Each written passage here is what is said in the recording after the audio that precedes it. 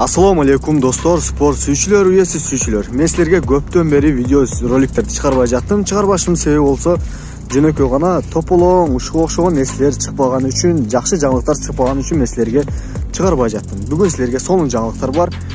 Балким силерге жыгар.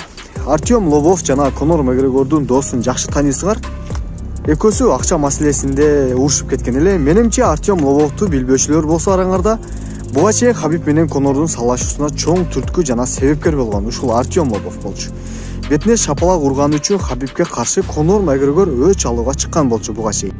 Кайрадан эми Артем Лобов Конор Макгрегорду сотко берген. Анын максаты виски чыгаруучу ишканасы бар достор. Конор Макгрегордун барыбыз билебиз аны.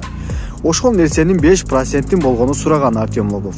Ушундай келишпестиктер, акча маселелер келишпестиктер болуп, бүгүн кечки саат 10:30 салашууга чакырган, типа спарринг сыяктуу салашууга Конор Макгрегор. Бул нерсеге азырча Артемдон жооп жок, балким келет же жок, айтылган жерге. Анысы белгисиз. Айтмакчы бул жерде кам сосискага окшошсуң Артем Лобов деп кемсинтүү максатында же кыжырына тиүү максатында атайы. Бул сүрөттү коюп Лобовго карата айтылды бул сөздөр. Кийинки жаңылык достор. 77 килограмм салмактагы Колби Корингтон жана Хамза Чимаевдин салашуусу аныкталыш керек эле достор, жакын арада. Бирок бул нерсеге көптөн бери жооп келе элегине байланыштуу Колбиден 83 килограмм салмактагы чемпион Алекс Перейрага бул сөздөрдү жазып койгон Чимаев.